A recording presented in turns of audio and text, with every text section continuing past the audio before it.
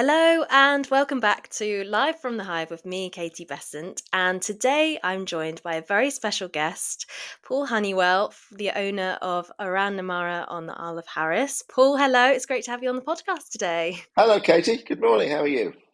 I'm good, thank you. How are you? Good, thank you. Fantastic. So, Paul, tell me a little bit about your journey to becoming a holiday cottage owner and, about your property. Yeah, sure.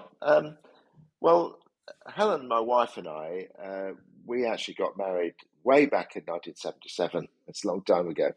And we decided to have our honeymoon on the Isle of Harris. Helen had always wanted to go there. There was a youth club had a property up there, and for some reason she couldn't get to go on that trip, so she always wanted to go. And I thought, actually, that sounds quite an adventure. So we set off and turned up on the Isle of Harris after about two and a half days driving or something. Because in those days the roads weren't quite what they are now, and we had 10 days there, staying in a little bed and breakfast on a farm, and it was spectacular. The weather was perfect. It was just unbelievably beautiful. The beaches on Harris are world class, fantastic. We didn't really know much about it before we went, and it was such a joy to be almost sort of plonked in a place like the Caribbean with the weather like the Caribbean. It was wonderful. So um, we started to think about our sort of future holidays as we started to have children and so on, and we took the children up every year, and it became very much part of their childhood to go to Harris. And as we got, as the family grew, we needed to move up to like a self-catering place. And we met a couple who had a little chalet, first self-catering chalet on the island, actually, and really got to know them very well. And one thing led to another. And eventually I said to him, I wonder, could I possibly buy a little bit of land from you?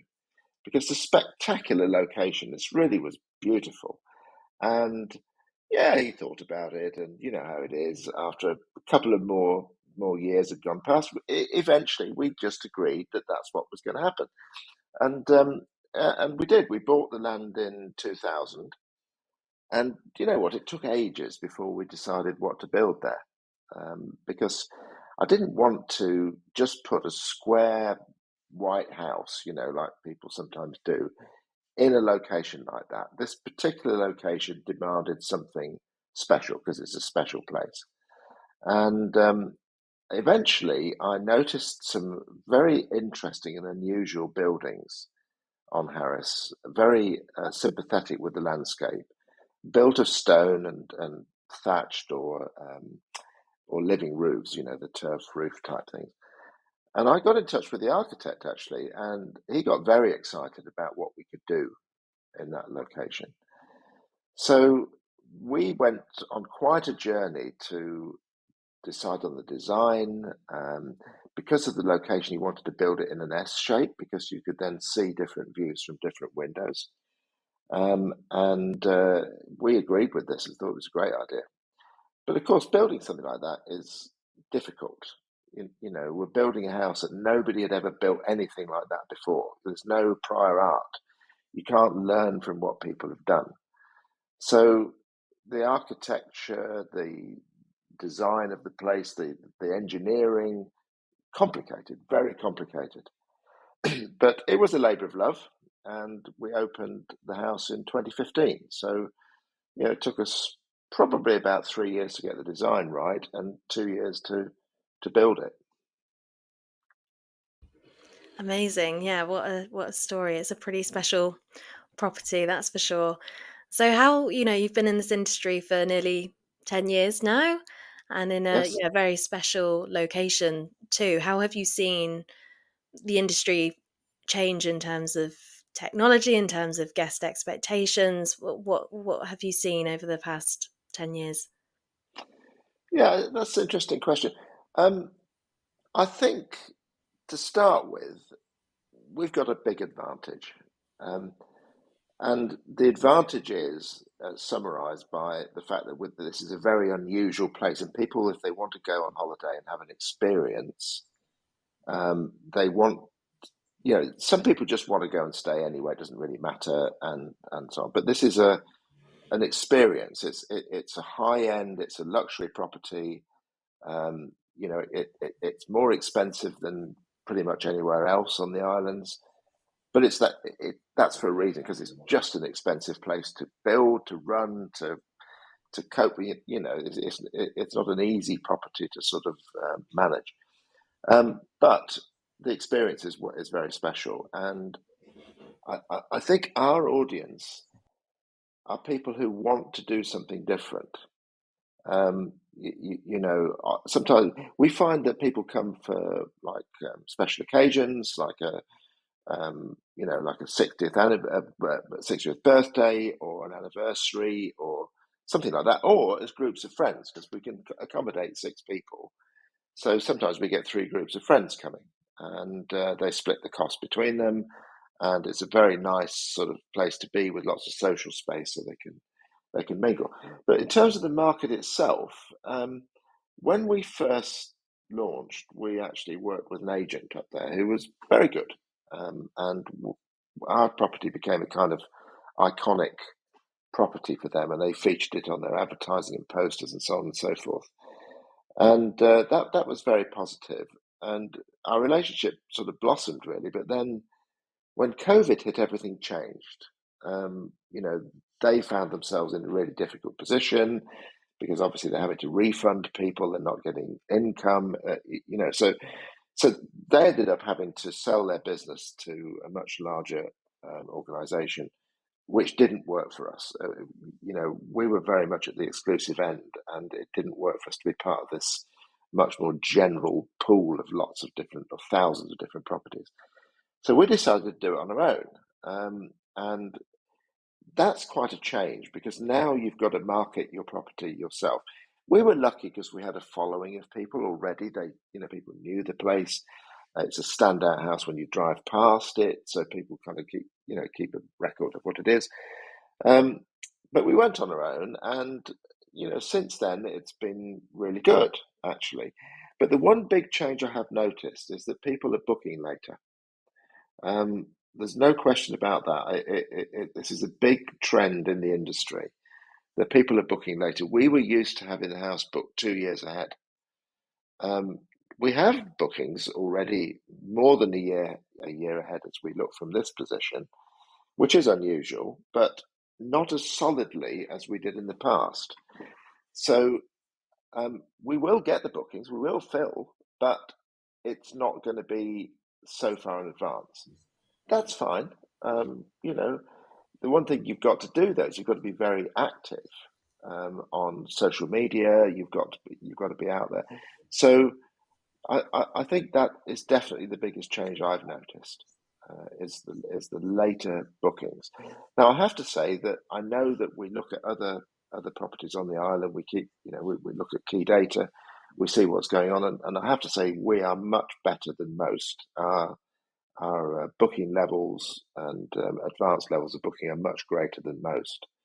So although we feel it a little bit, it's nowhere near as much as other people do. Yeah, yeah, and that's a huge trend that I've seen across the industry as well. People booking so last minute. I'm assuming it's because it's so easily, well, or the current market and everyone's finances, but also actually it's so easy to do now through you know the internet, and it's just so easy to book a holiday. That's But that's true. The only issue with Harris is because you've got to get on a ferry to get there, and ferry capacity is an issue. They don't have enough of it, and yeah, if you don't book the ferries, particularly for the busier months, well ahead, you don't get the booking, and you can't get on the ferry. Or you can, but it's a convoluted journey. You've got to go to a different port, and it's not great. But they are going to improve that. They're putting bigger ferries on the route eventually. But for now, I think that is you can't leave it that late in the busy periods because you just won't be able to get there. Yeah, yeah, sure. It's very unique. The Isle of Paris, isn't it? Yes, definitely. Yeah. Yes, it has its challenges. Put it that way. Yeah. So I think you've got a really fantastic understanding of who your guests are and the experience that they want when they come and stay with you. So how do you ensure that they have that memorable experience when they come and stay at your property? Well, I think in a sense, what we can do is to provide the best possible property, and everything is really done to a very high standard. My daughter actually looks after the house, and she's got people that come and help her to, clean and change over and things like that. So everything is done to a really high standard. We always refurbish every year. We go through, we paint things, we change things out, carpets or whatever it is, and we're constantly doing that to maintain that standard of experience. Um, the other thing we do is to do things like in the kitchen. It's a professionally equipped kitchen, so some people like to cook. There aren't so many restaurants on Harris. There are some, but people like to perhaps to have a bit of cooking experience. So we provide a really well equipped kitchen, which is very unusual for a self catering property. Um, and so I think overall by providing very high standards and very high levels of equipment, very high content, um, you know, it's part of that experience that people have. Of course, the island itself is the experience. The fact that you can step out of the door and go down to a 3 mile curved beach is fantastic. Uh, it's the darkest skies in Britain, so when you step out of the door in the darker evenings, the stars are unbelievable. I mean, just so so sharp and so many of them. And then you get the aurora, occasionally comes up in the northwest, which again you see right outside the front door. So it's just that the environment is very much part of the experience, and because we've put like floor to ceiling windows in, and made every possible advantage of the views, even if the weather's not great, you can be in the house and you can watch the waves crashing on the beach below, and you can light the fire, and you just feel cozy. Whatever is going on, you can create the right experience for yourself there. Yeah, absolutely. Especially taking into account all that beautiful nature around, and as you say, the windows to allow you to fully immerse yourself in whatever the weather's doing and whatever's going on outside. It's almost bringing the outside in, isn't it? Exactly. Yeah. Yes, exactly. So, what marketing strategies have been the most effective in attracting guests to your property? Well, first of all, as I mentioned earlier in our period with this, we used an agency and they had their own marketing engine going, and we kind of piggybacked off that really. But having moved to doing this ourselves, I think that first of all, you've got to start with awareness. I'm a great believer that unless you've got awareness, you can't do anything. So you've got to create this idea of, awareness, interest, desire, and action. Those are the kind of key words to me. So, first of all, awareness. How do you get that? So we've advertised in Coast magazine a few times. So that helps to build awareness. We've had a TV program that's done in featuring the house quite a number of years ago. People still remember it, so that's again an awareness feature. But I think you've also got to have a really good website. When you've got a website that when people do get to it, then you've got to start creating that interest and then the desire that I really want to stay there. And the action side of it is making it easy to book, which we do using the super control technology. It means that people can look at the live calendar, they can check out the prices, they can see what extras they want. Are they bringing dogs? Are they bringing an electric car? Those sort of things. So you can just click on the things that you want, and it makes it possible to book very easily using your card and so on. But when it comes to the overall marketing strategy, I think that social media is becoming more and more important now. I mean, it has been important, but I think it's becoming even more so. Which is why we're working with you, Katie. To be honest, it's we need to be present, we need to be regular, we need to stay with the or keep up with the trends, and to be relevant. And we as people nowadays we absorb so much of our information from social media, probably too much if I think about it. But the truth is that's what we do. We go online, we get everything. We get our news, we get our information, we buy things. It's the way that we interact with the world. So social media's got to be our number one, marketing channel. Yeah, absolutely. And as you say, social media goes hand in hand with that awareness that you're trying to achieve in the first instance. It's such a great way to reach lots of people and, let the algorithms do their thing and get your property in front of the right people. Yes, exactly. I think that's right. And you've got to keep growing your audience. You know, people, in their daily lives, if they're busy or if they're just trudging into the office or whatever they have to do or stuck on Zoom calls all day, people just like a little bit of, of light relief, but also something to perhaps explore and something that's different. And the fact that Harris is such a photogenic island, just putting up pictures of the beaches or the hills or whatever. I mean, we put one picture of the beach up, one of the beaches on Harris. We got over 250,000 views of it. It's remarkable. So, more than 250,000 people viewed that image. Wow. Wow. That's crazy, isn't it? And sometimes it's the things that you have no idea how things are going to go on social media, and sometimes it's the things that you put the least amount of work into, and, and then it just That's blows right. up. Exactly. Exactly. Yeah. I'm Exactly. yeah.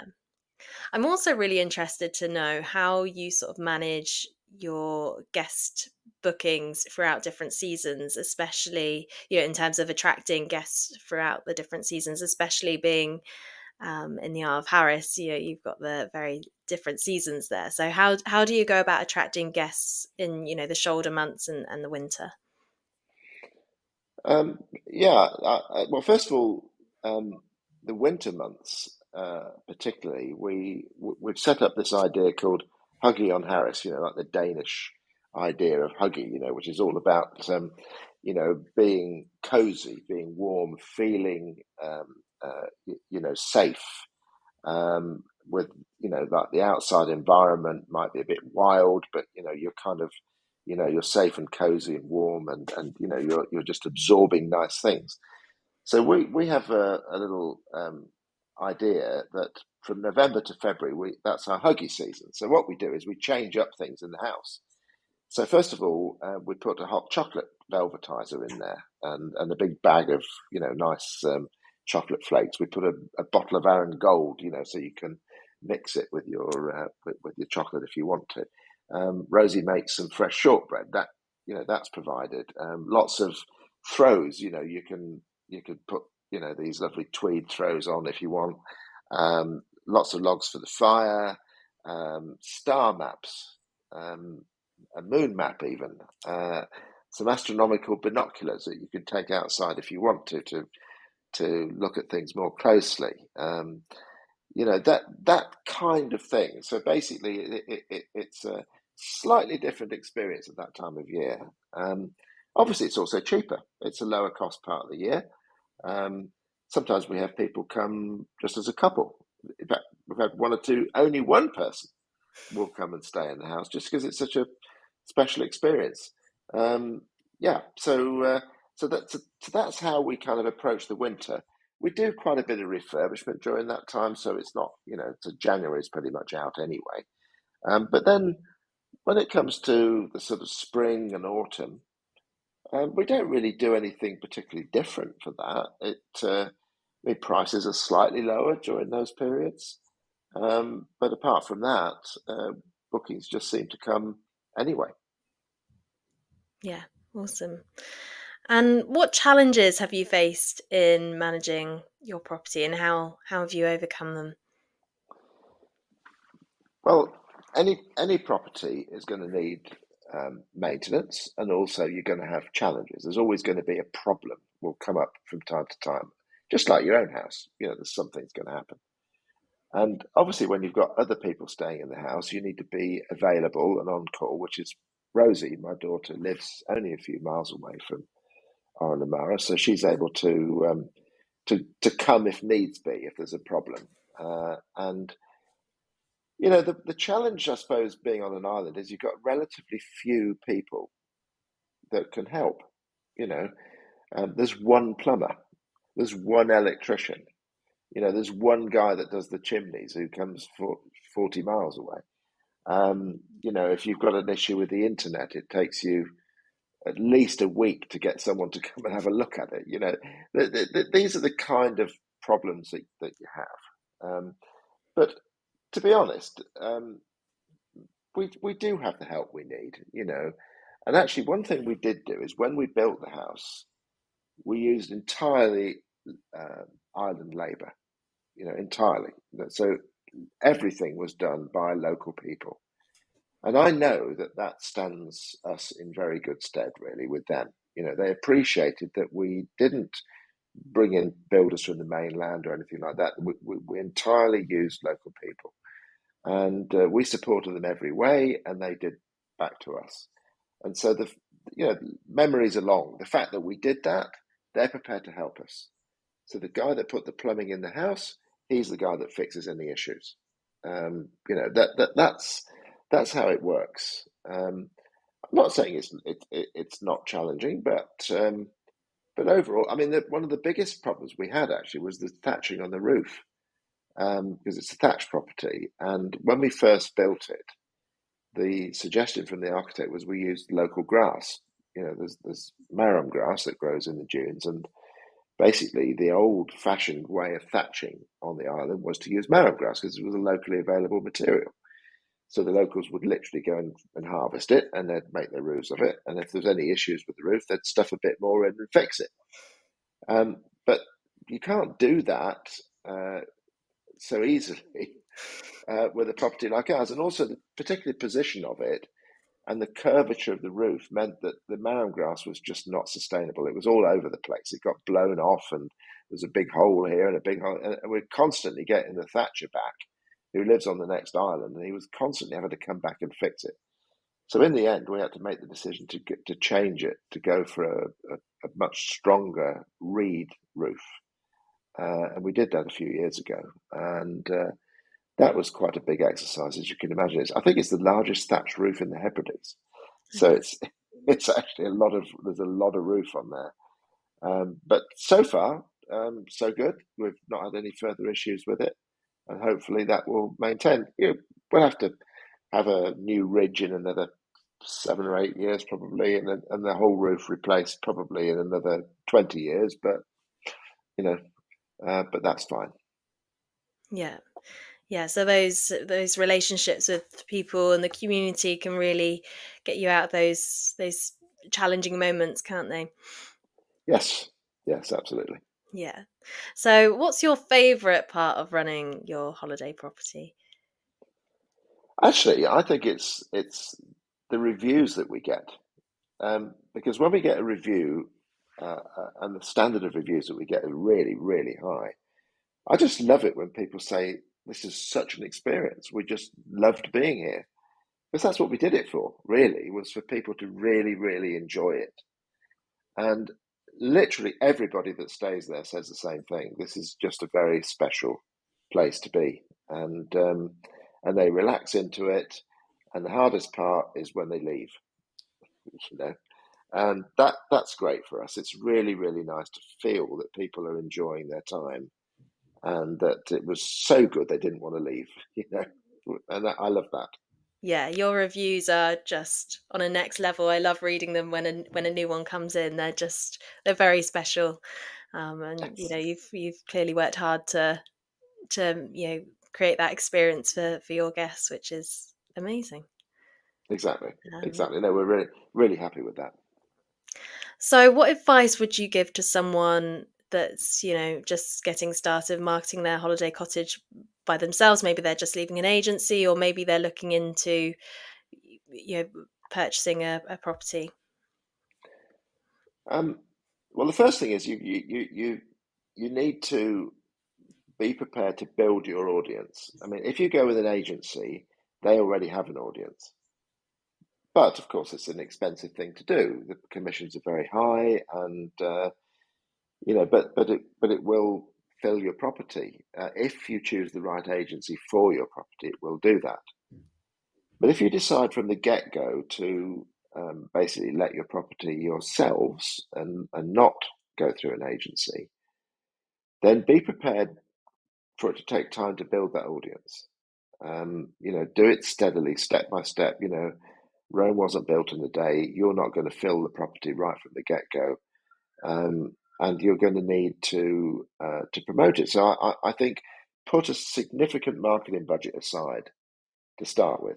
Um, you might need to advertise in publications. You might need to do some paid social media. You certainly want to be very active on social, very active, definitely, and also understand what is the point of difference of your property. You know, don't just be yet another holiday cottage.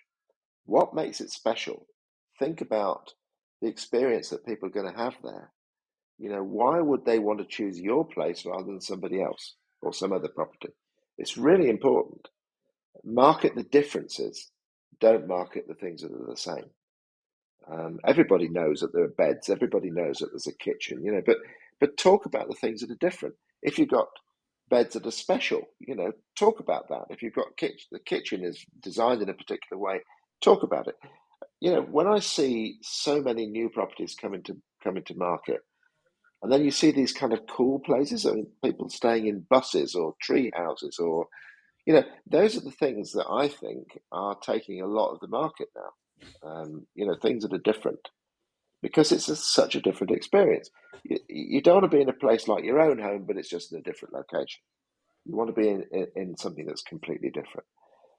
Now, obviously, I appreciate that if you buy a house or you build a house or you acquire something, I don't know, that it's not necessarily different from the very beginning.